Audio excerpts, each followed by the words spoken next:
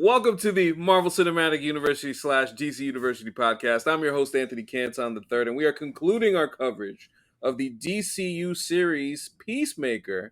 The finale episode aired this past weekend. And there's a lot to talk about because a lot of people were mixed on this finale. So I'm interested to get into that. But I'm also interested to get into patreon.com/MCUniversityPod. We can get our bonus content, such as everything that we always do. With I had so much fun today as Jake kindly brought up something regarding, because I had seen a tweet about Daredevil. No, you brought it up. I just played my role of yes-anding it because I know how to make myself the butt of the joke for content. Yes, and he walked into something wonderful that we had done previously. It was the Bad Boys 3 pod on Patreon. You could get that, where there was a nice little soliloquy from Jake at the end of the show, where let's just say he was talking about the nurse. The nurse, or I should say what was it? The nun, I should say. The nun. From Daredevil season 3. I mean, this is a lot more Murdock's mom. This goes long before the bat. If you go back to our Daredevil season 3 pod, this has been going on for more like 75% of the podcast's lifetime. This has been a thread, but anyway, yes, and let's just say I clued in Rod on what Jake's thoughts on the Daredevil season 3 situation was, and it was pretty funny. So if you go online, the MC University Pod account retweeted that. Just listen to that audio, and you'll get a gist of. The thing is, I stand by everything I said. I don't stand by my decision to say it out loud. So you can get that, you can get the Discord, you can get everything. Appreciate everybody for supporting, and if you're watching on YouTube, please like, comment, and subscribe. And that wonderful voice you just heard was Jake Christie, the super producer of this show. Jake, how are you? I'm gonna miss Peacemaker pods. I'm not gonna miss wearing this dumb mask during the pods. Now I say that as if anyone's making me wear this but me. But it's been a lot of fun, and this is I have some mixed feelings on the finale, but I enjoyed it. I enjoyed doing this pod so much. I'm excited to be here. Yes, likewise. And also we have our two pals who've been with us for virtually the entire time.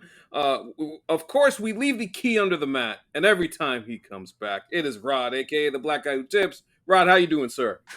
Good, man. Peacemaker might be over, but the real peace we made is the friends we made along the way, guys. That exactly. Nice. That's a great point. And that other voice that you hear is our pal Teej with the wonderful Twitter account who I get content from every week. Teej, how you doing, sir? I'm good. I'm excited to talk about Peacemaker. I'm sad that the season's over. But what a fun ride it was. So I'm very excited to talk about it. Yes, absolutely fun to talk about, but we have to do the segment one more time. As I don't know what you're gonna say this time. Better Call Teej. This one came out of nowhere. So somebody had tweeted Teej 3 days ago. Sometimes I wonder if Les_humble Teej has ever used his lawyer lingo to get some hoes. Hey, the name's Teej, and I'd love to do some pro bono work for you. Which Teej responded to in a quote tweet saying, I live in Los Angeles. The hoes don't want lawyers. Ask me how I know. So Teej, how do you know? Listen, I'm just going to tell you that lawyers are not what's hot in the streets. When I first moved to LA, I had first time really making money. I'm living in LA. I had never lived here before. I'm living high on the hog. I'm thinking I'm killing shit. I ended up in the spot with these women that I was chasing around one night with my friends. We post up, we get the little section. I'm like, okay, it's cool. It's not that bad. This is kind of like a little ratchet club. They're not going to run me that much. I look to my left, and I shit you not, the section next to us, Chris Brown was in the damn section. Imagine how much attention I was getting that night, bros. Being a lawyer in LA it's like being an electrician in some other city, bro. Hey, we're not getting to the cream like that, guys. We're not what's hot on the street. If you stick around, it keeps us humble. If you stick around in clubs where Chris Brown frequents long enough, you will be needed as a lawyer. Some people retain your services on the spot. Some people are ambulance chasers. You should be a Chris Brown chaser. The problem is that you're marketing yourself as a lawyer, not as a manager. It's the same thing. Like, everyone in LA wants a manager. Oh, We Teej. not what's hot on the streets out here, bros. No. You end up being Eskimo bros with some Oh, very jeez. weird former Los Angeles Lakers if you live here long enough. We'll just say that. Oh, wow. Oh, wonderful. Teej, the gift that keeps on giving. It never stops giving. We appreciate you, sir. And with that being said, let's talk some Peacemaker. The first thing I want to do, I was debating about what the first thing I wanted to do was, but I do want to hear, since a lot of people were mixed on the finale, I just want a general synopsis from each of you, how you felt about the finale generally. And What do you mean mixed? All I saw was people shitting on it. That's all I saw. no, I think some people, I don't know. I feel like I saw a fair amount of people who appreciated the character work from it. That I feel like in my nerd corner, where I get a lot of the nerd timeline, a lot of folks felt all right with it. Like, especially the DC Comics heads. I found that they were very excited about the whole Salvation run and going into that comic storyline and all that stuff. I thought people were very interested, seemed interested in that. So, but then you get the other casual. I feel like the casual folks are like, "Yo, where's Superman? Where's everybody? What the fuck?" And it was just a cheesy, like, we played that. I mean, the one negative thing I will say is it actually, that episode made me hate the theme song, because they played it too goddamn much. I was like, okay, I get it, man. Actually, you're actually going to the hot take. I was gonna say is James Gunn. We get that you like this type of music. It's too much. It's too much. This genre of music is not that good. It's just not. It's fine. Are you saying you didn't like "Fuck My Heart in the Ass"? You weren't into that? That didn't do it for you? It's like, James, I'm sorry, like, the rest of the world moved from the genre of music in the 80s for a reason. Like, we don't need it. Well, my thing was, I just don't want to listen. A guy, if you're going to go on public with that mustache, I'm not really interested in what you have to say in any art form. So we just don't have to do that. See, my thing is, Jake, for the dance number, it's fine. Yeah, I agree. The opening sequence is totally fine. But this guy played it for like 15 minutes to close the episode. I'm like, Jesus, turn it off already. That was like my main complaint as far as that's concerned. Can I defend this decision? Can I defend Of that? course. Yeah, please, go ahead, of course. Someone The should. entire run of the Marvel shows, all people said, and they were correct, were, why are these so formulaic? We're just going to see the next guy from the next thing pop up in this thing to sell us the next thing. There's going to be a big fight, bang, bang, bang, some CGI, and we're going to end the show. Even the good Marvel shows struggle with finales. Like, Loki did the finales well. WandaVision didn't quite get the finales well. So coming into a finale and James Gunn just being like, forget every finale you've ever seen in a comic book show. I'm just going to do some weird shit. It's just going to be half music video. I'm just going to have Rick Flag just make a random heel turn. And there really is going to be no fight. And the only set piece you're really going to get is going into other dimensions and beating up cute aliens. Like, to me, that is, I thought it was such a brave decision to end the show like that. I just thought it was, I was like halfway through, I was like, I don't think I've ever seen a finale of a comic book show that is anything like this, like in any way, shape, or form. And to me, it was like, if everybody's expecting you to go left, going all the way right, to me, was just a cool decision. I also really, really enjoyed seeing the live version of it. Actually made me like the new song, the intro song, more, because the whole season I kind of felt like I liked last year's intro song a little better. So I was like, damn, we downgraded in that song. But I always liked the part at the end where they cut to black and you're doing the yeah, like that, la, la, la. I like that part. But then seeing it live, I was like, I'm in. Like, I totally get it now. Like, I'm totally in. I had one big issue with this finale, but overall, I actually thought that they nailed it. Like, I thought that Gunn kind of nailed it. And so seeing the backlash, which on my timeline at least, it felt like the backlash was coming from the Gen V defenders who have been defending Gen V from the allegation of it being mid because it's mid. this season. But I haven't the finished Gen the V season yet, so defenders I'll were find out hoping myself. we're hoping that Peacemaker would crash and burn so that they could have a one up on it. And they felt like it did, so then they Want got the gun to get the jam. one up on it. No, teach if I may. Yeah, you did something similar in the Superman episode where I got to go on my Phil Jackson and tell you, I'm just talking about the Yeah. song. That's what I'm saying. Everything you're saying, I don't disagree with. I like the song. Nah. I don't hate the song, but motherfucker, you do not have to play it for 15 minutes at the end. It just kept going. The whole song, like it just kept going. If they played it and they ran it back, and it's like, okay, I get it. I get it. I totally get it. No, I don't hate the song. No, I don't disagree with your general points on the finale. It's just the goddamn song. They just played it too many times over. This shit is in my head now. I can't get it out of my head. It was the second of 2 live music numbers in the episode. Yes. Thank you, two Jake. different bands. That's crazy. Yeah, he was doing a lot. But thank you, Teej. You gave me your general thoughts on the finale, so now I can move to Rod.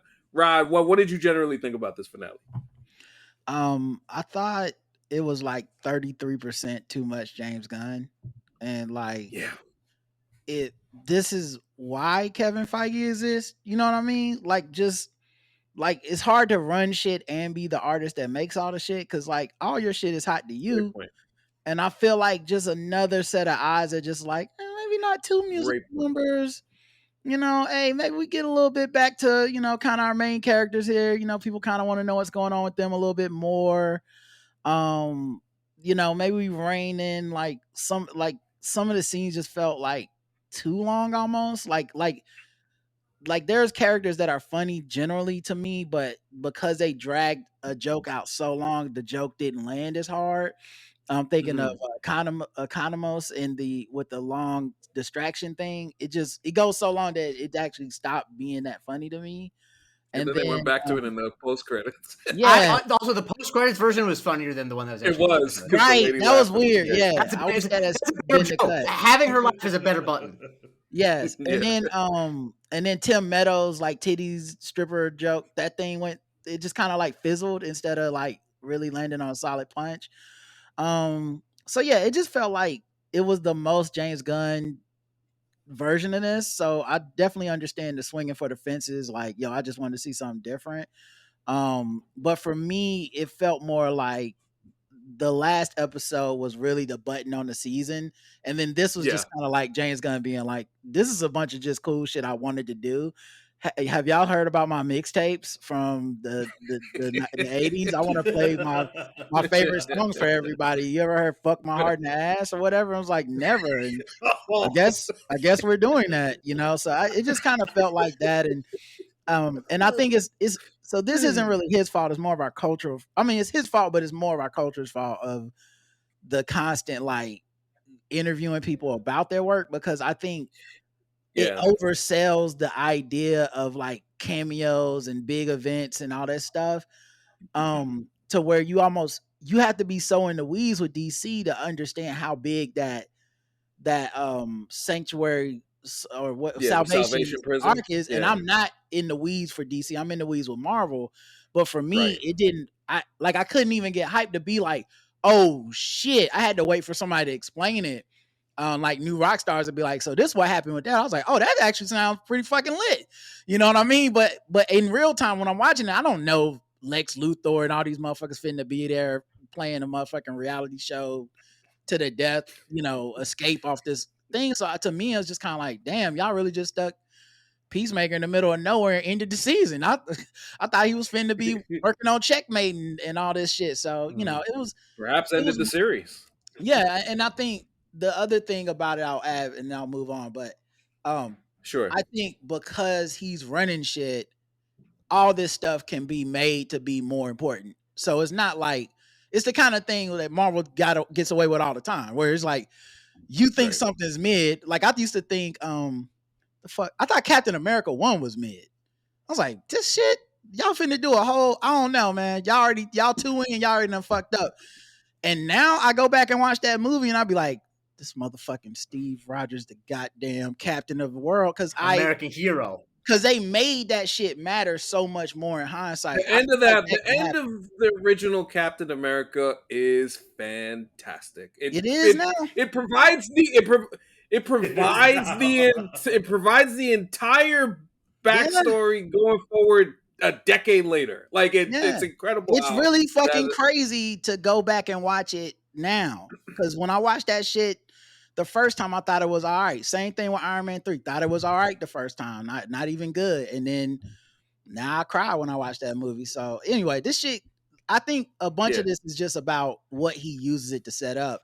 And if that shit's hitting, then for me anyway, I'll be coming back to this episode like, yo, that's crazy. That's when we first got a glimpse of this. And that's when he set up this thing.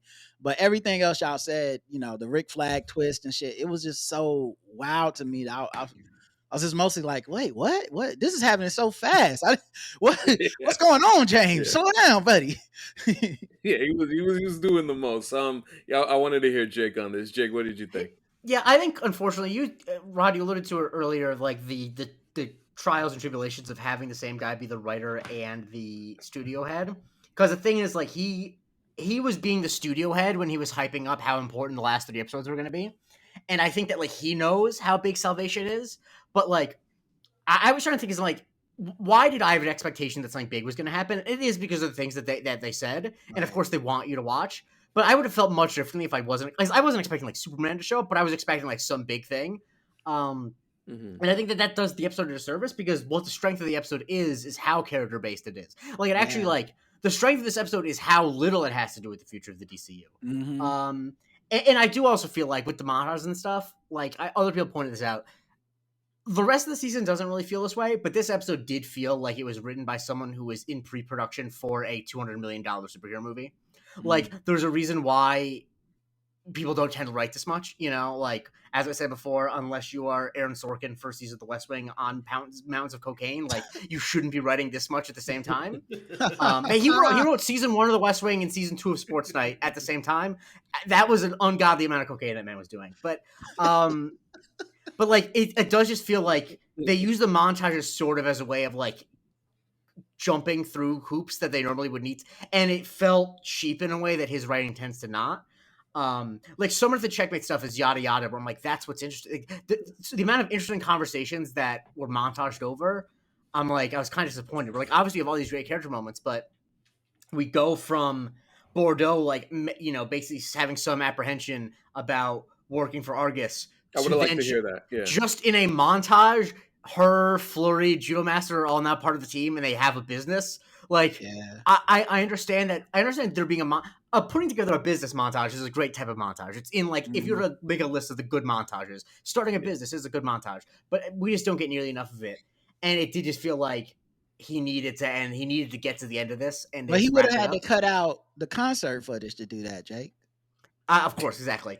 But I think the stuff that is there, the stuff that's the meat of the episode, the character based stuff, is really, really special, and is a thing that like that is the opposite side of the studio head being the writer, because a studio head would say, no, we need bang bang flash explosion in the finale. Right. And he's like, no, I have the discipline to know that because I think a thing that he recognized this, even though I'm a little disappointed by the lack of stuff that happened with the Nazi universe.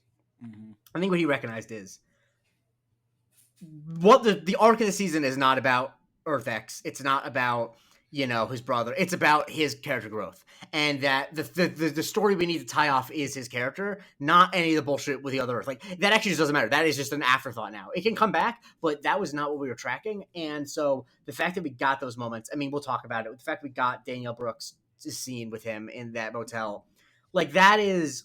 Emotionally, that is as much of a finale scene as any big fight. So like if it was not for the stuff in the press, I would have been extra satisfied, but like I fully come around. So I was a little disappointed in the moment. I still wish there was a little bit more pop, but I'm like, fuck, it's a great season of television. This is a great wrap up to it. I have nothing but fond feelings towards Peacemaker season 2. I would tend to agree. I definitely think James Gunn oversold this episode.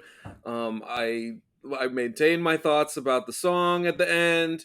But I think otherwise, like from a character growth standpoint, you can't, you can't really complain. I can't complain about what I got. I felt like emotionally fulfilled with everything that we got from from these characters, particularly Adebayo, who we'll get to in a second. But all of that stuff really was, I thought, enriching. And I think the points that both Rod and Jake made about the whole studio head thing and getting another person to look at it, I think, is a very important thing going forward. And that's why I'm really looking forward to Supergirl and Clayface, because those are two different viewpoints and distinctions. Lanterns 2 is another one that's different. I want to see what those tones are, to see if we could just get something a little bit different. Because I will say, somebody said it, and I was like, you know what? Damn, it's kind of true. Where there is an element of Star Lord that is all the way in Chris. Like, it's an element, that element of Chris and Harcourt is right there with Star Lord and Gamora. It's very, very similar. I mean, a thing that he said on his podcast, which I thought was, I don't know if you saw the clip, because I saw it, I saw it on my TikTok, that he actually like kind of broke down crying on his podcast, because he was talking about how the reason why that scene is so special to him with him and Adebayo is that Chris Smith as a character is his dad. That is, his dad was kind of like a rough around the edges guy who was a big galoot, but who had so much love, and it was a thing that he had trouble dealing with other people. And that, I think, is like and I think that that's also present in Star Wars too. And that, like, you can tell that these are the characters he cares about most, because like when I heard him like break down crying about that, I'm like, right, this is why these characters are so well drawn, even though they're so goofy, because it's like I completely can see how Peacemaker is someone's dad. Like, that makes sense to me. Like, right, like the thing that he said is that when Adebayo says to Peacemaker, I know that you're the one person who I know loves me, that was the thing he always felt with his dad, and that when he was in his like more darkest times, he always felt like that. Like, that's why I love writers and I love the humanity behind it. Whereas like that's just not a thing. Fucking Peacemaker's a guy who wears a toilet on his head. Like that the realness that they can have, that character can have because of the connection James Gunn has to him, I think is just wonderful. And so I think that this episode was really a culmination of like making this character fully a 3-dimensional, like 5-dimensional character.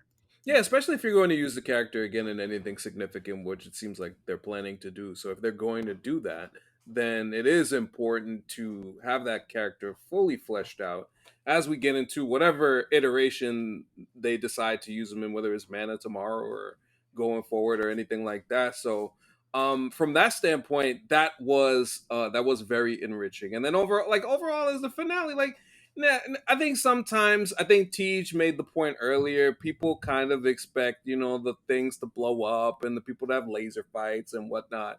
And sometimes you get character growth, and that's really what we got here. I feel like you got all that last week. Yes. And so this just felt like overtime. You know what I'm saying? Like this is like bonus show. Like he wrapped up a lot of the story beats. As far as just A, B, C of the plot. You know what I'm saying? He wrapped that up last week. A lot of this stuff was just like wrapping up emotional arcs for characters, not necessarily like plot stuff. Most of our conflicts have been resolved for the most part. And then the only quote unquote conflict left to resolve was, I think, Rick Flag's vengeance for the most part. But even like Adebayo's divorce thing, if he would have not done it, I would have still been okay. Like, I wasn't like, I need to see the closure. So like, this was to me like the ultimate, like, hey, I run this shit, I write this shit, I'm flexing. You know what I mean? Like like Marvel would have told me like, you don't need an episode 8. Then it would have been like She-Hulk, where you get 9 episodes instead of 10. It was like, I run this bitch, I write the checks, I'm finishing my story, damn it. No, I think that's a great point. And since you mentioned Adebayo, we should talk about her, because I thought that she was the MVP of the episode, arguably the MVP of the season. I thought Danielle Brooks was incredible. You mentioned the scene with the wife. I thought that was incredibly strong. Like, she really brought it. Like, man, you want to talk about we always talk about fake crying from actors. Man, when you see the stuff coming down the nose, you like, oh my god, her makeup was running. I'll say this: when you see the shit coming out of her nose, it's like it makes sense that her character is Viola Davis's daughter. I mean, because Viola Davis is the queen of that. Yes, she know how to snot act, bro. Yeah, so yeah, she was particularly great in those scenes. Like, even I thought with her talking to Vigilante and them having that conversation. Why are you so mean to your mom and stuff like that? That just like you felt like she was the conduit and through line of everybody throughout the entire season. So Tej, I'll ask you, what did you? I mean, obviously, I know you love Danielle Brooks, but tell me some more of what you thought of this performance. She's completely overqualified. I think I've said it before. She's literally overqualified for this job, and that's no disrespect to comic book shows or the DC universe or James Gunn or anything. She's legitimately overqualified for her job. I thought she was easily the MVP of the season. Although I really do love the work that Cena did, but I do think that the character growth, whatever you may think of it, they really, well, I should say a lot of people are angry about what they did with one of the characters. But let me be honest. I don't have a relationship to the Rick Flag character across any of the IP of DC. I do not have a prior relationship to him in comics, and I generally have never given a shit about this character.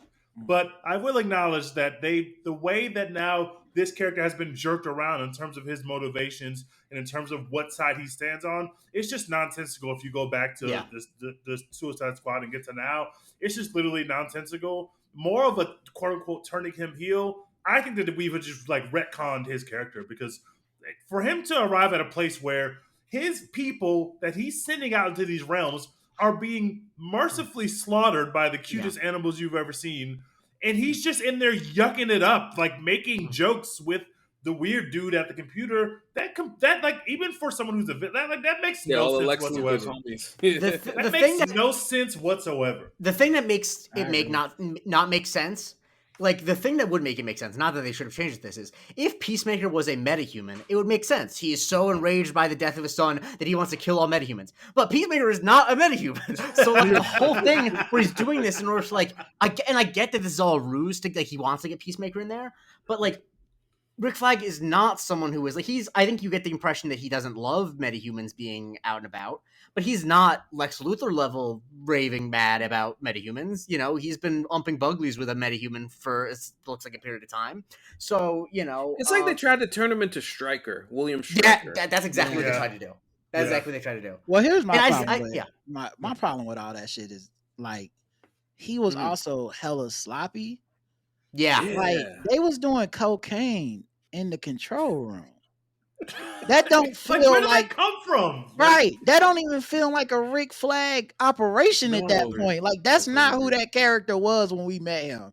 That he was maniacally laughing and then evilly twirling his fingers, and while also letting that dude who jacked off at the desk snort cocaine with the other people, and he's just wearing a suit now and he's fully on board with Lex Luthor. Like it would just happen too fast for me, man. Like I think maybe if you could, maybe there's some way to lay those bricks to where we're like, oh, I see, he's slowly going crazy.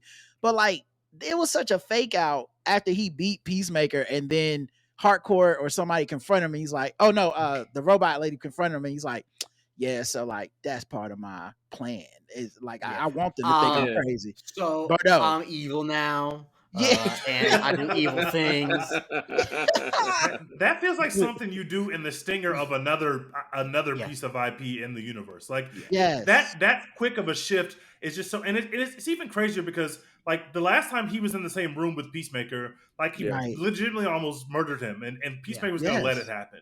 I don't know how you go from there to, not only do I want to jail him, I want to put him into another dimension where no one's ever been before and just leave him there. That just seems like I need to get to the point where we have this universe so I can use it later. So I just have to come up with a reason why it matters to this IP. And it's just like that. It makes no sense that is what he comes up with. What they really should have had is go. I was just gonna say, you know what they normally do in stuff like this, you give them a scene where the actor goes and looks in a mirror and then turns crazy. Yeah. And then they walk out and you be like, oh, he been crazy the whole time. I thought he was regular. Whatever. He's crazy. Like this motherfucker just went crazy. Even the evil laugh, I was just like, what's the joke, James? Like, you gonna fake us out? This isn't really him. It's a doppelganger or something. He's mind control. Yeah, that's what I was thinking. That's what I was gonna say. Yeah. I think the other part of that, I mean, when you know that we've already seen the character in Superman, and he definitely was not on Lex Luthor's balls like he is now. Like it's just kind of like that character. You could see like he was in that room with all of those other politicians. You know what else would have worked? Brought that up. They have the trial for Peacemaker. Peacemaker gets off. Yeah. Then he's like, no, fuck that. Then you do that. Yeah, something's missing in that story. Like, this motherfucker was cool on Tuesday, and on Friday they were doing coke and sending people to die in dimensions. Yeah, it's not like his Breaking Bad was he was going to kill some people. It's I'm going to do an interdimensional like exploratory committee. It's like the amount of shit going on in order to. And remember, I like that bit. I like the bit of them going to all the different worlds. Yeah, it the was bit fun. with the little guys was fun. The bit where that the was gigantic fun. skeleton. Yeah. They just closed the door on that one. That was fun. Yeah, I mean, poor what's his face getting his face eaten by those little guys. Oh my god! Especially after having himself embarrassed with that stripper story. Right, Get your face eaten off. I mean, god. That fucked me up too because like that, and then literally get his face eaten. That fucked me up too because everybody was getting those pixie things was on those imps were on everybody. Yeah.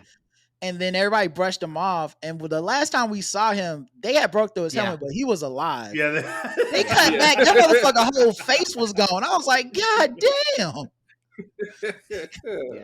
That's definitely that's such a classic James Gunn thing. Unfortunately, is just like if I had to sum up James Gunn, I think James Gunn's biggest supporters and his biggest haters would sum up his aesthetic as like little sweet imp things that like make sparkly noises when you squash them, eating someone's face off. Like that is a James Gunn dichotomy. That's what he does. Two fuck my heart in the ass, by the way. You can't leave that out of it. Right. Humping Tim Meadows' mask. That's stupid as song. I can't believe that's a song that exists. I had never heard anything like that. I mean, that's once again, this genre of music, there's so much bullshit. And the thing is, half of it is fucking European bands where these people barely speak English. The amount of like shitty rock that is European bands of people who like speak English phonetically would fucking blow your mind. And then James Gunn himself is having his characters be like, yeah, it's kind of shitty music. It's like, right, but why are you subjecting us to it? Like, because to be clear, like my music taste is like I listen to a lot of garbage rock music. I grew up with a lot of garbage rock music, but even I'm like, come on, what are you doing? He just needed a Kevin Feige to do like that gif of Michael Jackson making them put the guns down. He just needed somebody to do that with the mixtape. Like, nah, man, they done had enough, bro. You have to go and clearly he knows how to do. He knows how to do good needle drops. He did 3 Guardians movies. Those songs are songs you'll know. Because somebody was coming in behind him that we never. Kevin Feige was coming in like, not Nelson, bro. Nobody knows Nelson. That's your shit. Just put the Beastie Boys. We're not putting that in this film. We're not putting it in there. Yeah, put Beastie Boys in there. What are we doing? I can't emphasize enough. Outside like the time like they had like one Guns N' Roses needle drop and like one Ozzy Osbourne needle drop, none of this music is music that I am familiar with. I just want to state that this is not this is not Two America's thing. This is no one knows this music. Okay, time to pass the aux cord, bro. I mean, goodness gracious. I'm sorry. There's no way Peacemaker would have good taste in music. There's no, of course not. I agree. It works. But that doesn't. But like making it a joke that he got bad taste is totally different than being like, I'm gonna hit y'all with about 10 minutes of Nelson. Y'all ready? Y'all ain't heard this shit. Like, man, you sound like the dude at the party. Everybody's like, take the box away from him. Yeah.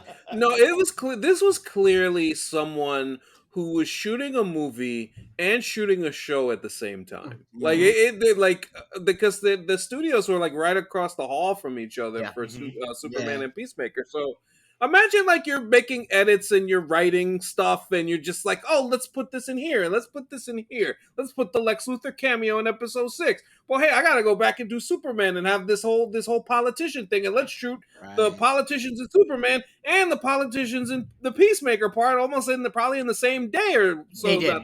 They shot it while that was Sol Rodriguez's first scene was because they shot it during Superman. And also like because the last, especially 3 episodes, contain like some hot fire ass spoilers.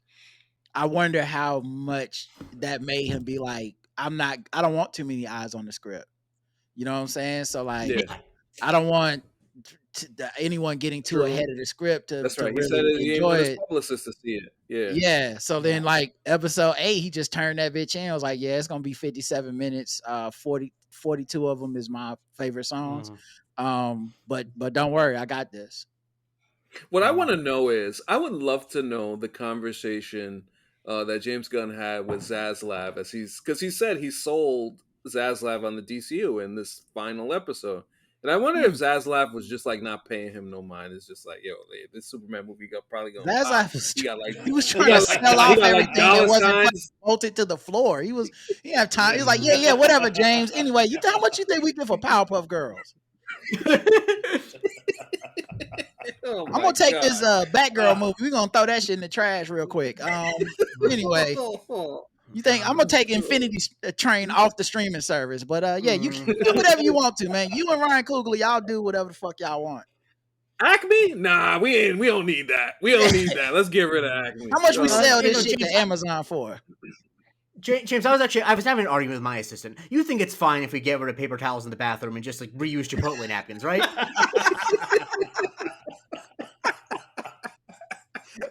Jesus, man.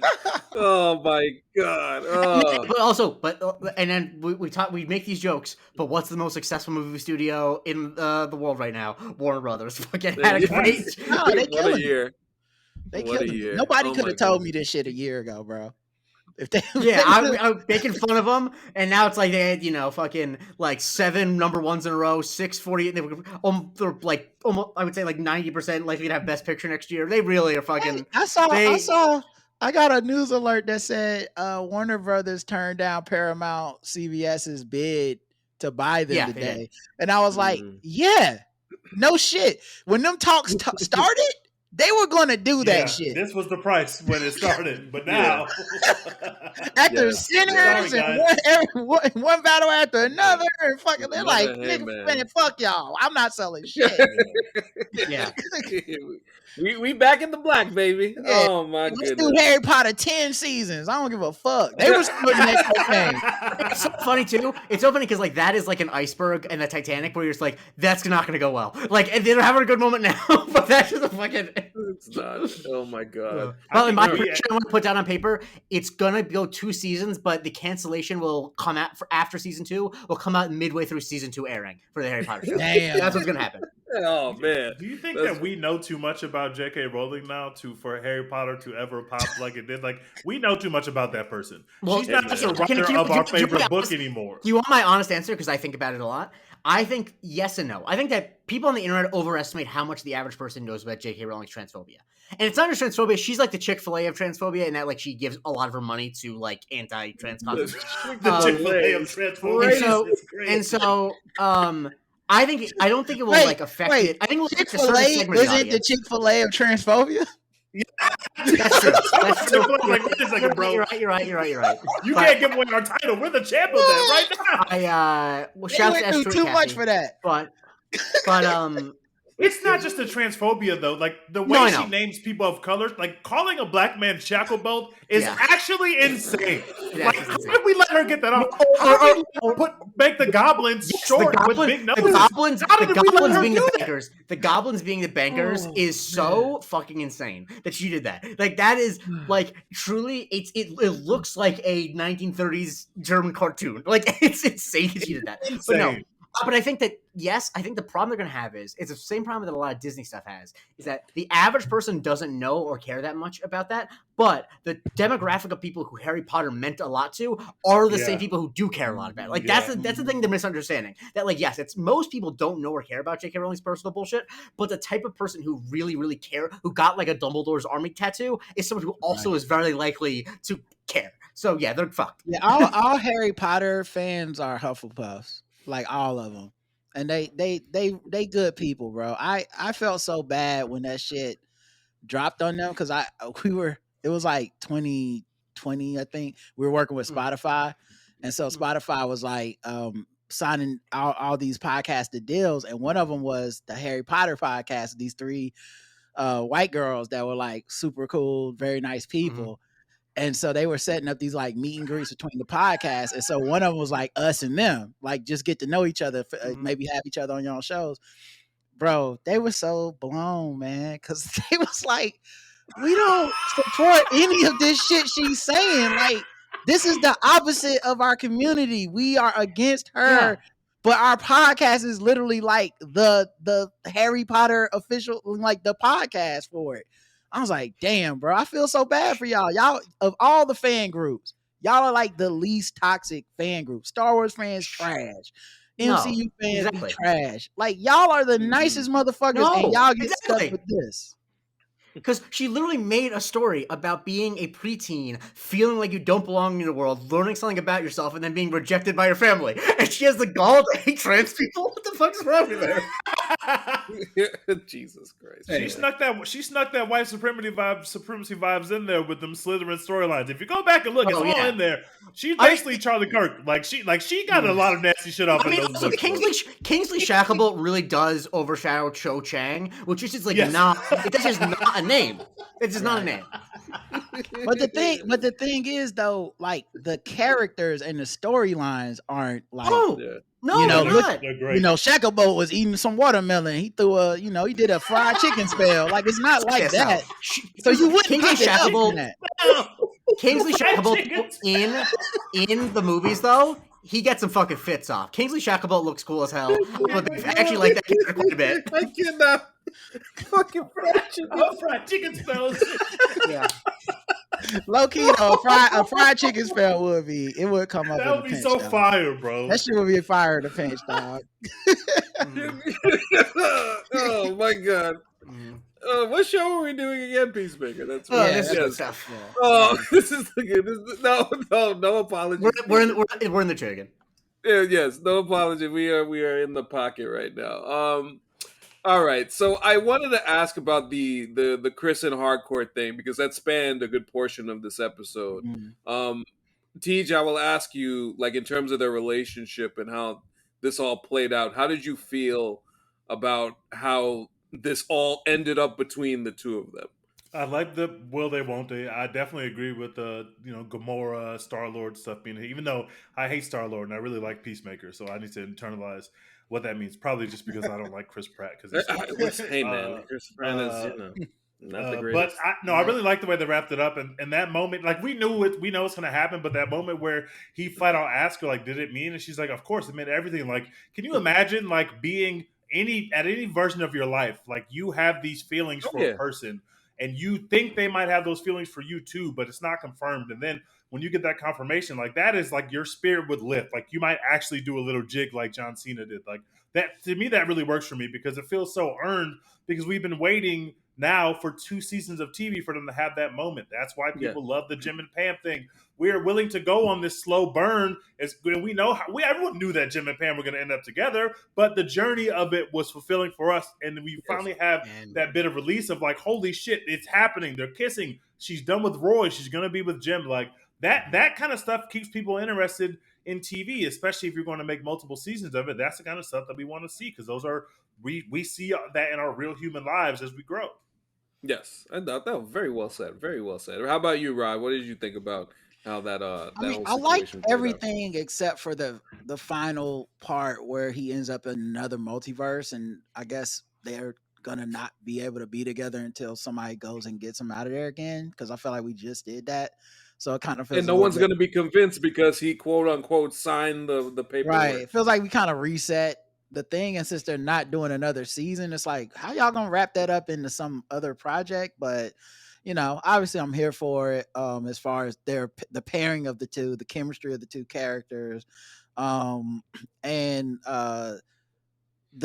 of course the other thing is like they go back to work for Argus, and they're working in the the going to the other dimension thing where it's just kind of like, I don't know, man, y'all should probably just not fuck with them at all. Like, and Argus's hiring practices are crazy. You got motherfuckers doing cocaine, former people that work for goddamn Lex Luthor, and you got a team of people that doesn't do what y'all say and betrays y'all at every turn, but y'all keep being like, bring them back.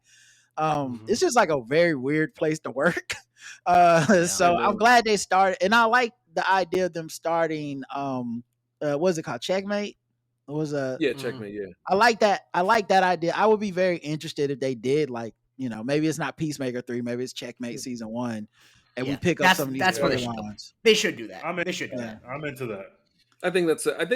The idea. Because like Yeah, you keep the only yeah. thing is when you have characters like this with this chemistry, and I know they like will they won't they, it can get redundant when it's like they spend more time trying to find each other than being together. It's like sometimes Yes. I want to see them together because they are good together. They're like, it's not Yeah. like when they get on screen together, I'm like, well, now what are they gonna do? I'm like, nah, man. Some of my favorite shit was when they were like kicking ass together and fucking the other Argus, and then like, the chase with the motorcycle, and she puts it like, I love those two fucking screw ups together. So I hope we get to see them together and not just always pursuing each other.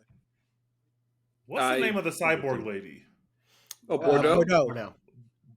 I am shipping right now in Checkmate Season 1. We need a Bordeaux and Economos ship. We needed Economos. Wow. Yo, they had a little bit of Economos, vibes. no kind of rhythm, but There I feel was like some they had a vibes. little bit of vibes, and I Little feel bit. like I would.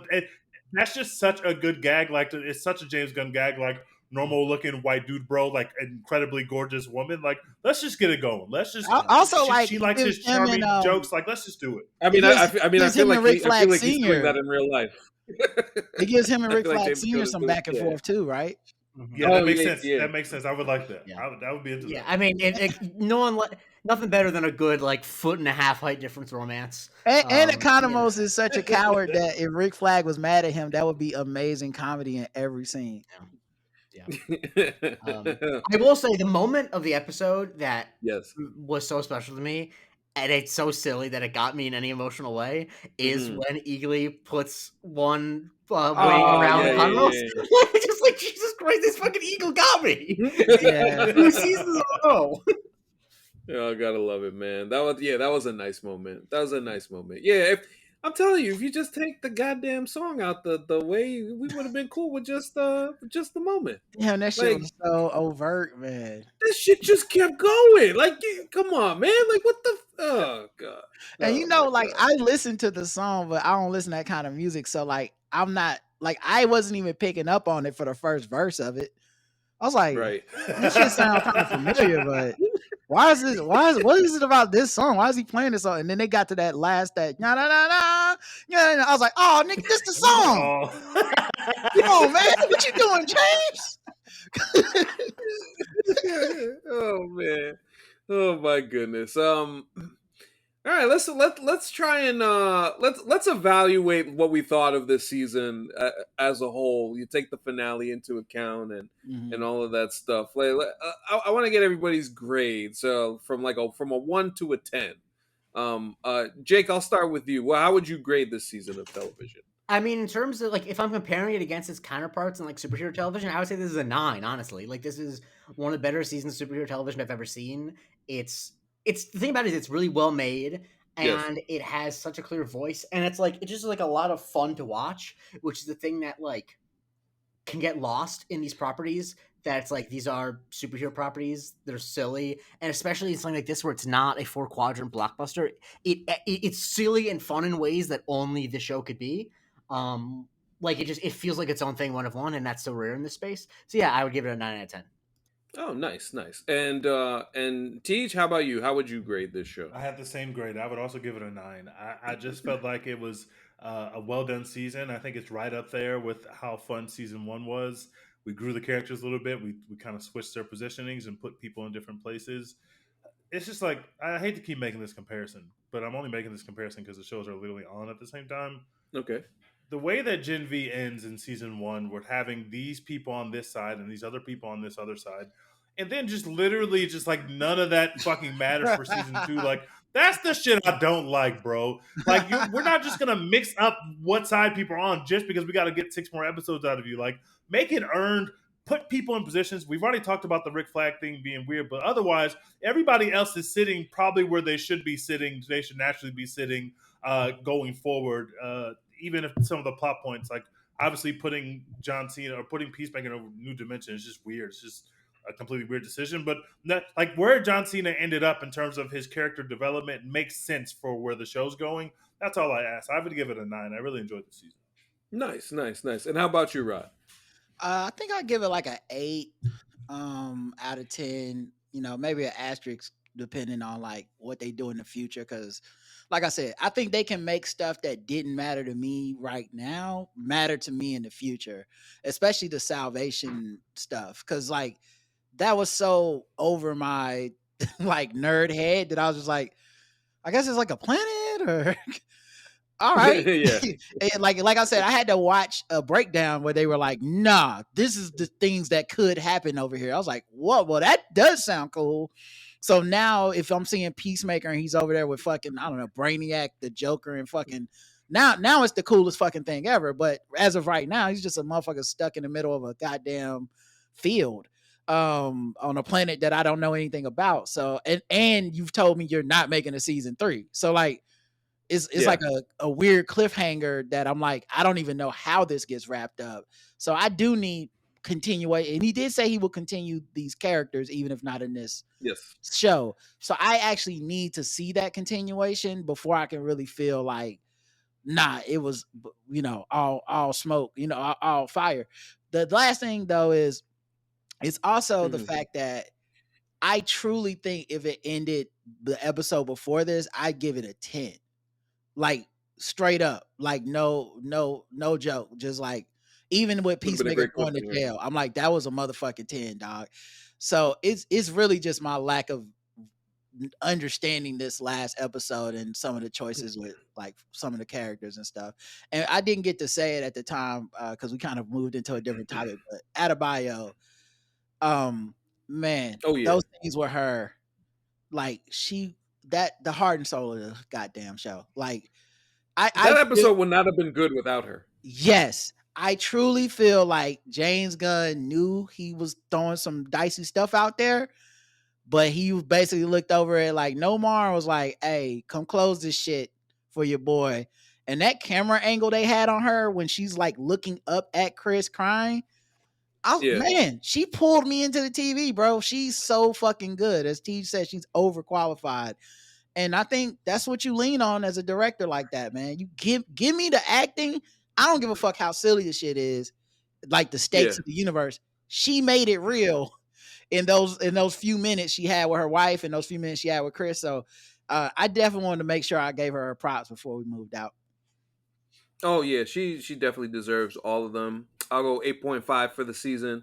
I think the last episode definitely kind of like shifted some things for me. It would have been like a strong 9.5.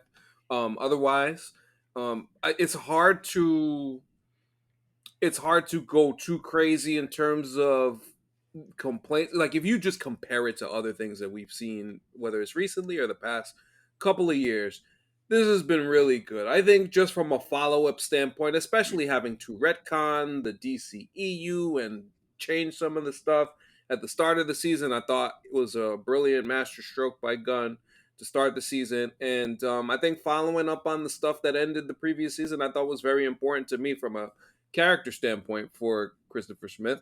And I think they did a good job of following through on that. And there was growth. You saw growth in the character as it went forward. There's some stuff about John Cena that improved from season 1 to season 2. You saw him make improvements and strides. All of the characters you feel like, especially like the main ones, you feel like you know them. You enjoy them. You want to see them do more. And I think that's the thing that you want your shows to accomplish is that. And I feel like it did that for me. And I'm excited to see where these characters go forward with each other. And I hope to see more of them. And when you could do that, even with a finale that kind of like here, there, a little shaky, I think there's nothing wrong with that at all. And I think if you compare again, like to other things that we've seen recently, like this kind of kills most of the stuff. Like it just from a quality standpoint. Because I watched it this morning. So I spent like the last 5 days seeing people on Twitter drag the shit out of it, which kind of prepared me to go in to be like, oh, bro, I was expecting Secret Invasion level like bad. This shit, I was like, y'all was mad at this? This was like, I hear that y'all, if you don't think it was up to the rest of this, I get that, but like, I don't know, man. I've seen worse. Yeah, it's not anything that Secret Invasion. I mean, we were doing love and hip hop jokes on that was Secret the Invasion. That's how the you worst. know. That was a good time. That was a good time. I Not thought the that show, was the Love and Hip Hop jokes. What? Yo, that's like Rod. That's how me, Jake, and Rod became close. Because yeah. we went trauma through the bonded. fucking mud and We were Secret exactly. That's. Invasion. I was just gonna say it was trauma bonding. That shit was Yeah. a mess. When I finished that show, I was legitimately upset with myself. Like, I was like, why did you keep watching it? Like, what about the Right. show was bringing It you was in week to week? so Like, why did I bad. keep watching this shit? I was trying So to bad. talk myself into. I was like, well, maybe they gonna do something next week that's gonna make this week make sense. Getting worse. And then next week I'll be like, well, maybe they're gonna do something next week that's gonna make the 2 weeks before. Because it's like, no, they And then never they got did up. the roadie. Then they did the roadie thing, and that drove Rod over the edge. Man, bro. That Between Brody that thing shit, was a slap in our faces, bro. That, like, bro, between that that's a slap shit in and our then faces. I loved the movie The Marvels. I love it. I don't even apologize for it. But Yeah, Nick it's good. Fury You should. showing That's a good up movie. and them not mentioning his motherfucking space wife. Hey man, Are y'all even talking to each other over there? It only need to be 4 seconds of the movie. It don't have to be the whole movie. But like, did he like kiss her on the cheek? This motherfucker had a whole space wife. Y'all not even gonna talk about it. That in the movie take place in space. What the fuck? He's saving her people. Oh god, yeah, that the Secret Invasion was a thing that happened, man. Oh my god, but yeah, Peacemaker. We'll see what comes of this. Lanterns is the next thing in early 2026, and then you got Clayface and Supergirl. So those are the things that we will be watching for going forward, and we'll look forward to going that. Before we go, guys, a little event happened this weekend in New York City called Comic Con as Jake retires the Peacemaker helmet. Thank you for your service. Appreciate you, Of sir. course. And yeah, so Marvel made some show announcements, and we got a couple of teasers. I think the biggest public trailer was Wonder Man. Wonder Man is something that I've been incredibly excited for, even before I heard any trailers or anything, because just of things that I heard about the show just intrigued me a lot. But I'm sure everybody probably took a look at it, so I just want to get some quick thoughts around the room. Rod, I'll start with you. What did you think of this teaser of Wonder Man? We are so deep in the weeds with Marvel. I don't know much about Wonder Man. Like, I just remember him as a white dude with a W on his chest that used to be like in the West Coast Avengers or some shit. Like, I never read a Wonder Man comic book. I don't even know no Wonder Man centric stories or nothing. So the whole trailer was like completely fresh to me. So just to give you just a little bit of a background and a more important thing, and whether they decide to address this at some point, I'm very curious. But in the comic books, Wonder Man is who Wanda gets with after the Vision thing doesn't work out. So, oh shit, they swirling? I mean, that's been my joke forever. I've been saying down with the swirl. I mean, well, if it happens, that will be a early sign that Woke 2.0 is here to stay. I need Jungle Fever, baby. Just bring it. You know what? If Marvel wanted to, they got comic book reasons to swirl her and swirl Captain Marvel. So like, they could take it there. They could have Rhodey and Captain Marvel hook up. They was together in the books. That's and right. they've been working towards it in Yes. the movies, but they never been able to pull the trigger on that one. So yeah. Are we ever going to see that character in Marvel ever again? I feel like the woke agenda lost on that character. WandaVision? I don't think they're ever bringing her back. No, she's gonna be back. She's gonna be back. Miss Marvel. Wait, who are we talking about? Captain Marvel? We're talking about Captain Marvel. Oh, Captain Marvel. Yeah. Oh yeah, she's gonna be. She's in Doomsday. Are y'all sure? Yeah, she's gonna be in Doomsday. Yeah. She's gonna be in Doomsday. Yeah, she I gotta haven't be. seen Brie Larson anywhere. Brie Larson is a normal citizen now, bros. I don't even know. No, I mean, okay, I love Brie Larson to death. I love her so much. She's anything but normal. All she does is like talk about fucking cooking shit in her air fryer on YouTube. She's not normal. Like, that's not me. Like, she's a air fryer gang. Oh yeah, she does. Yeah, she has a whole big like cooking channel now with a friend. That's normal as hell. Normal people I know. use air fryers. That is true. But the thing is, she's like now become a YouTuber in a way that I'm like, do you need some money? But that's. Why did you sound like Terrence Howard? I don't think that's how you say it. I think it's, do you need some money? Yeah, but you have to understand, like, I can't say it like that. Oh, okay. But no, she's gonna They be gonna bring Doomsday. him back as Rhodey to say that to her as Captain Marvel. I don't know, because it feels like Kamala Khan is the one they need to be betting on. That's the Agreed. Anthony Edwards of the MCU. No, but they're gonna bring it back. They're bringing Yeah. back everyone, and she's Yeah. doing that. I mean, just look at it this way, Teej. Just if you may, just remember how the Marvels ended. Monica got trapped in that universe, and Captain Marvel said, "I gotta go find her." And then Monica with all the X-Men. So Yeah. you know the X-Men and the True. Avengers gotta meet up. So Right. like, it's definitely gonna be a thing. I like For the sure. Marvels, but that is the movie where I realized Brie Larson don't got it, bros. She just does not have it. She just I think she does has not it. I disagree. I think she got as an it, actress, bro. I legitimately just don't think that she has it. Like she does nothing for me, and then some. And I don't even hate like Captain Marvel the movie. I didn't hate it. I thought it was fun. No, I like it. Something about she got deadpan delivery, but I like that as a choice because once you make 47 quippy heroes, you have not left a lot of lanes for the next character to have to be funny differently. And she found a way, and I was like, cool. Like, but my niece is a deadpan. Like I fuck with deadpan women comedy. It's so fucking underrated. So it fuck. I also feel like that's very true for me as like her character of being someone who like is so outside of the understand. Like her experience is so unique and different that like she can't on some level can't understand people. I don't know. I enjoyed her interplay with the other characters in the Marvels, but I do have a thought about Wonder Man. Yeah, please talk. Forgot about yes, because we obviously could go on tangents forever. Oh my gosh, that I like the idea that they're doing like a meta thing with, you know, kind of addressing superhero fatigue and things like that. And the thing I like about it is that they didn't sell any of the superhero stuff in it. They just sold the plot, because I think that as far as I understand, Wonder Man's powers are not the thing that's like super interesting about him. The thing that's interesting about him is that he's an actor who plays a superhero. And so like, well, I think how he gets them, yes, will be interesting. Yes, but I like that they sold it as like kind of parodying superhero movies. What the fuck is his powers? Well, it's I believe it's psionic energy, some super strength, like something along those lines. Okay.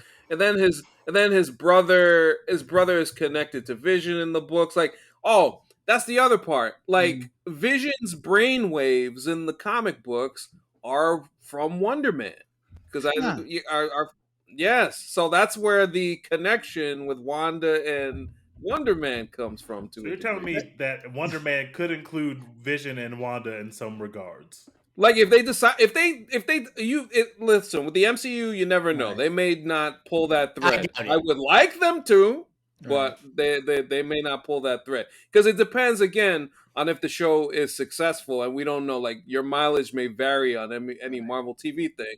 But I will say, Brad Winderbaum, the EP at Marvel Television, moved this show from December to January because he said he wanted it to have a little bit of the WandaVision feel, as opposed to having it during the holidays. I think also it'll be relatable because at the very end, this is really about a brother trying to get a job, and I think a lot of people going through that right now. Like the way his face looked when he found out they was casting, I was like, yeah, that's the face a lot of people making right now on LinkedIn. Yep, and we got Ben Kingsley back as Trevor Slattery, which is exciting. Right. Throw him in there. And we also have a money lead. Yaha's good. He is good. He is going to be a very good lead. So I'm interested in the show. Yeah. But he's like an actor. Like the character is an actor, right? Yes. Right. Yeah. I kind of think that there might be some cool stuff to explore with an actor being a superhero. I'm kind of interested in that angle. Yeah, and they got the guy who plays the president of Moravia to be the director of the Wonder Man movie. So that's exciting. Wait, really? The guy, I mean, he's originally I know him from Triangle of Sadness, the Danish actor. That's where I know him. Yeah, so he's like, clearly it's now one of those situations, I always love whenever there's a foreign film or like a somewhat foreign film that gets big in Hollywood, the actors from will like cash in like 5 straight, it's when Michael Michaelis was in like 7 movies in 2 years after Girl with the Dragon Tattoo. They got a chance to do Woke 2.0 in this too, because if you got a black man playing a role that was traditionally a white man, the meta commentary that Marvel can finally like get away with talking about their own fans would be pretty dope, because and in the show it looks like in the show, it looks like they're doing that too, where the original Wonder Right. Man movie in the show is a white guy. So they Exactly, actually can that's what I'm address it in saying. the text of the movie. Oh, yeah. Yeah, that's So exactly I'm what I really mean. excited for that. Yeah, Also, I Joey hope Pants they got don't cast pull too. up short on that. I hope they actually follow through and comment on it. Mm-hmm. Yeah, but AC, any idea who Joey Pants is going to play? Joey Pantoliano? I have no idea. Also, I think Ed Harris is in this show. Yeah, I think he What? was at some point. I don't. Yeah, Huh. He was at some point. I remember him being cast because originally there was rumors that it was supposed to be Bob Odenkirk playing Simon Williams' agent, and then then I think Ed Harris might be the one playing Oh, the agent. yeah. So we'll And have to see. as of September, he still was supposed to be in it. There's no. So Yeah. so we'll see if any changes were made or anything like that. But I am very curious to see if he's still in that show. I've always had Destin Daniel Cretton EP'd this, so like right now, like he's the it guy, especially everything that we feel about the Spider-Man stuff that's on the horizon with that. So like I'm very excited for the show, and I hope it has a nice impact, so then we could get more Wonder Man interacting with other characters, which I kind of hope that he interacts with in this show. But we'll see. Mm-hmm. We shall see in regards to that. Other things that we heard this weekend for a show that we enjoy doing, Friendly Neighborhood Spider-Man will be back next summer. Oh no, next fall I should say. Next fall, X-Men 97's coming back in the summer of next year, so that's very exciting, and they're already on board with season 3, so that's good. That's gonna be a lot of fun, and it was funny. Everybody's on board. Some people are no longer on board. I was just about to say they asked Brad about old Mr. DeMaio, and basically he was like, oh, I ain't hear nothing about all that. I'm sure you didn't, Brad. I'm sure you didn't. I didn't read anything that man was saying. I know they can't wait to be into season 3. That's probably why they greenlighting and talking about season 3 already before 2 came out. Because he gonna be tweeting every week like he's still on the show. He like wrote that. He wrote that. And the line everyone likes, I wrote that. Yeah, exactly. A lot of people don't know that Cyclops is really a stand-in for it. Like, nah, we get it, man. We get it. How about you stop showing your dick to people at work? Yeah, and I wrote that line, and yes, did I write it naked in the writer's room with a ball gag in my mouth? Yes, but that was appropriate to do. And they're just firing me because they don't like me. They don't like my ideas. They don't like that. They don't like that people be gay sometimes, and that's what it is. And yes, I'm sharing this on Twitter and not in the courtroom where I file a wrongful termination suit. That has nothing to do with whether or not it's true or not. Actually, follow me on OnlyFans and pay $9 a month. I'll tell you about behind the scenes. That's good. I'll tell you how I wrote that. I have a ball gag in my mouth. That's a completely ethical thing for me to do with information. That doesn't cross ethical boundaries at all. Yeah, get the fuck out of here, bro. Oh my god, yeah. So we'll have that. We heard about Vision Quest for the very first time. Paul Bettany was talking about it. We're gonna get all of the AI folks in human form, from Ultron to Friday to Edith to all them folks. We'll see that. It was wild when they said James Spader will play Ultron, but in human form. Because I'm like, in human form, I don't picture him looking like James Spader though. No. You're not gonna feel like a universal threat when he pull up like James Spader. It's like, dude, you did not almost take over the goddamn Earth. There's no way. Are y'all pro Ultron? Are y'all pro Age of Ultron? Is that a film that y'all look back on this? I mean, I equated to what Michael Smith told us on the show once. He equated it to The Wire season 2, and I think that's a fair assessment. My answer is I look back on most MCU movies fondly because I do a podcast about the MCU and I like them. But I'm lower on Age of Ultron than AC and Rod are. But I think Ultron is not the problem with Age of Ultron. So I have the no. I hate Age of Ultron, but I also hate Ultron. Like that character portrayal.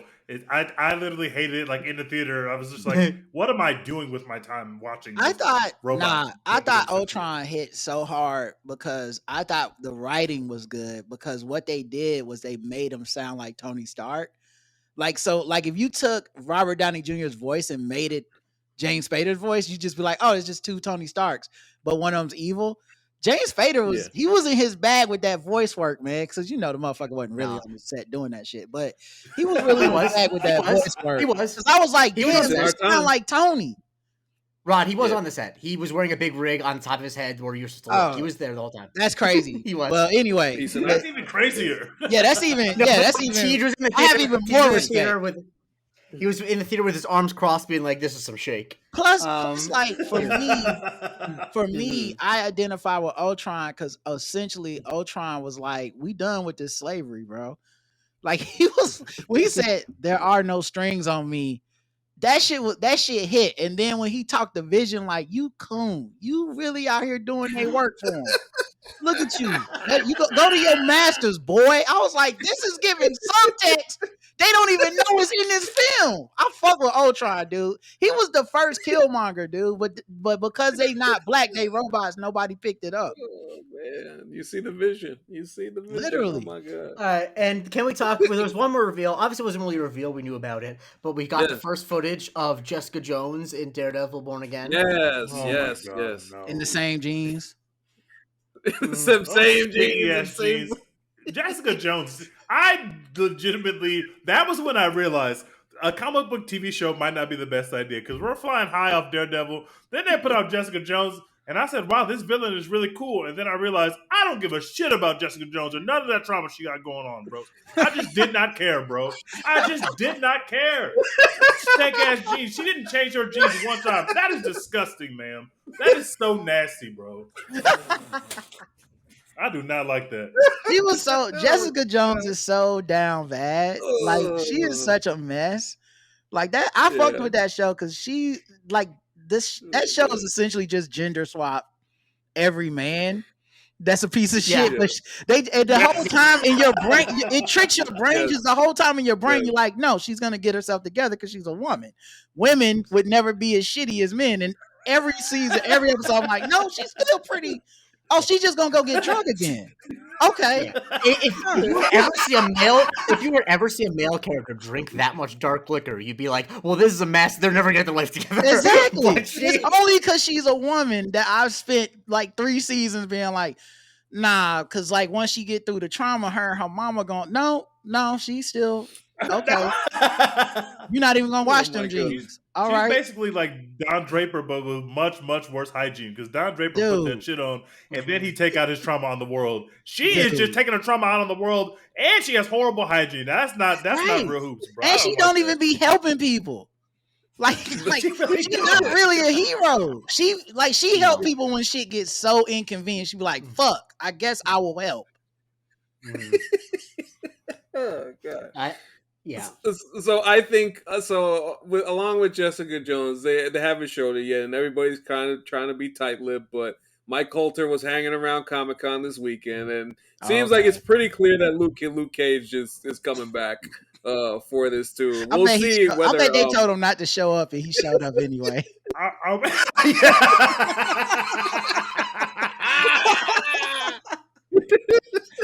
You want to know who's not coming back? You think Iron Fist is gonna show up? Iron Fist gonna show up in the new. I'll say this: 2021 Kevin Feige would have him coming back. Like he checked Kevin Feige. 2026? I don't know, bro. I don't know. Honest to God, that dude fucked up because he should have showed up at Comic-Con whether they wanted him to or not. Yeah, it should have been real the one time that Kobayashi showed up to the hot dog eating contest and got arrested, he should have got himself locked up. Hey, look, trespassing at the Giant Center. Hey, Finn Jones should have showed up in the traditional Iron Fist suit, like the green with the yellow. Oh my god, that would be great if he did. Like all the other castmates are on the panel on the stage, and he's just in the audience in the front row. Are we gonna retcon some of the Luke Cage stuff because that version of blackness, we don't need to see that on screen. We don't have that anymore. Ever Disney. That's actually why we got version Trump. of blackness is not allowed anymore, bro. Yeah, I mean, he did say he wanted to make Harlem great again. So if we didn't get 2 seasons of Candace Owens videos, bro. That's if we didn't get 2 seasons of Luke, if we get 2 seasons of Luke Cage, I don't think we get Trump. Real talk. I mean, The dialogue in that shit was like, meet me over by Marcus Garvey Boulevard next to Harriet Tubman building. I'll see you in the Martin Luther King Center. It's like, come on, man. Yeah. I mean, I was mocking it earlier, but the dab he does is really... Yeah. My soul broke when I saw that shit on screen. I said, oh, Netflix, y'all really don't understand what black people want to see from their black superheroes. Because it ain't this shit, bros. It was just the fact that they was talking and they would just like, the dialogue didn't feel real. It's like, come on, Luke, you have to do this because you're not free until we are all free. I'm like, we don't talk like that. That's not how black people communicate. You know how natural the dialogue was in, say, something like Ironheart, where the dialogue where she's speaking, it's like, this feels like a teenage little black girl. Like, it's the exact opposite in Luke Cage. And having Mahershala in that show be so good and so cool just made it worse every time you put him back on screen talking like he talked. It was like, this isn't how a black person speaks, bro. It's like, who wrote this? Who the wrote problem this is Mike dialogue? Coulter does sound like that. That's the problem. Yeah, that's true. I think there's a little bit of... Yeah, I was gonna say they kind of ran into the same problem that you have with Sam Wilson, in that it's not that they don't have black people like that. I think they do have black people that are like, I don't say the N-word, brothers, or whatever, you know, like Luke Cage was. That's the scene I think of anytime people bring up Luke Cage's problems with that, where he says that it goes on the whole speech. Yeah, I straight up, there are black people like that. They're just not supposed to be the main character. That's all. It's just like, it's not. I don't mind them existing, but you're asking a lot of the black audience to be like, wait, this is the guy? I don't know if I fuck with this guy. He kind of respectable. You know what I mean? Sam Wilson ran into the same issue because you had Isaiah, who's seen the shit. He's more militant. And then Sam's like, but America kind of cool, right? Like, no, that's not, you can't be the main dude. No, you can't. So expect Luke Cage. I don't know who else gonna show up, but it seems like there's a Defender situation. Also seems like they're starting to tie Daredevil and a certain web-headed wall crawler together in a certain type of way. There's a funny video of Charlie Cox getting asked a question in regards to him appearing on Spider-Man, but they meant the animated show, but he ain't know that. Seemed like he was a little shocked, as almost as if there's something else that he keeping from us. So keep that in your back pocket. He was in the last Spider-Man movie, right? Yeah, briefly. Yes. Catching that brick. I'm a really good lawyer. Yeah. So has this made y'all more excited for part 2 of the... I wonder what y'all's general excitement is for Daredevil part 2 of season. Very excited, because unlike you, I love Jessica Jones. Especially Jessica Jones season 1 is my favorite season of the Netflix shows. So that's the Purple Man was great. So cool. I think Kilgrave is my favorite Marvel villain that's been on movies. Yeah. Like it's amazing. They are so lucky that they're actually lucky they didn't have the Disney money then.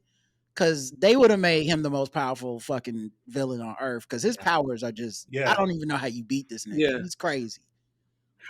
Yeah, for real.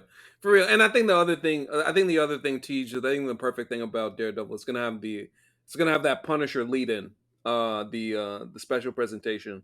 That should be coming out before. I'm excited for that. For the record, I'm super excited about that season because I think it'll be better than the last one because they won't have to deal with the pieces of that, whatever that first Daredevil that was going to be about Muse. Yeah, that shit was ass. Every time they had to go back to that, it just fucked up the momentum of the show. And it's why they beat him up in like episode 4 and you just never think about him again because it's not compelling.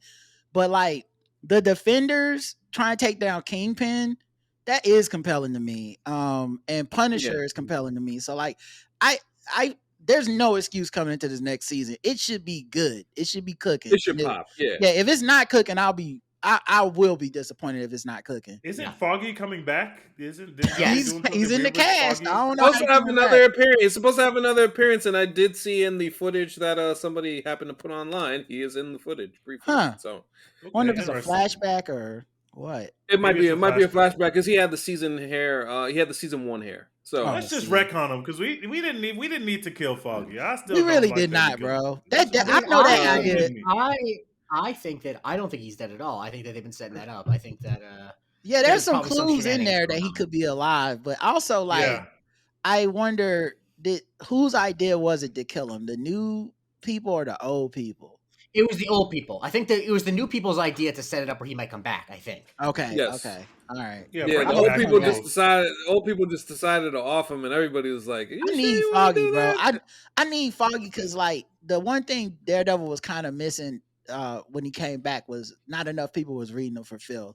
And like his new Yeah. girl was 100% right, but they kept playing it off like like she was Yeah, like. tripping. Like what? I'm like They I put her in the agree with Skylar her. White role. You're a blind man. You keep coming back with tons of bruises. I'm worried about you, Right. Nag. Like, Right.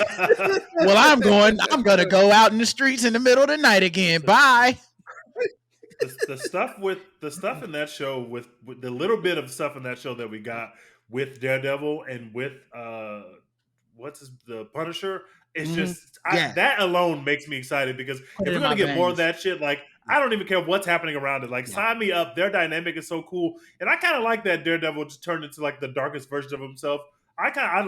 There's some stuff that they gave me enough in that first, and of course we covered it on this podcast, so Right. I won't recover it. But they gave me enough to know now that we're not going to have to deal with the dumb shit from the first Yeah. season that was just Yeah. weighing us down, Yeah. that we should be able to spread our wings a little bit and have some fun. So I I'm agree. pretty excited. They got no Yeah, excuses, man. they definitely don't. And yeah, like I mean, you putting Bernthal and Holland together next summer. That's exciting. So like all of this stuff. 2026. If Marvel can't get it right next year, then I don't know, man. then Like, we already have the fake mock-up logo for DCU. We'll be right. Right. the DC University, here we come on the way. I really want to see before- Bernthal cooking Tom Holland so bad, bro. Oh my god, God, I really want to see Punisher cooking Spider-Man so because I know he gonna be like, you really ain't killing these people, really? Mhm. Yes, All it's these your powers. You What? just letting these motherfuckers live? I put them in the ground. That's what I do.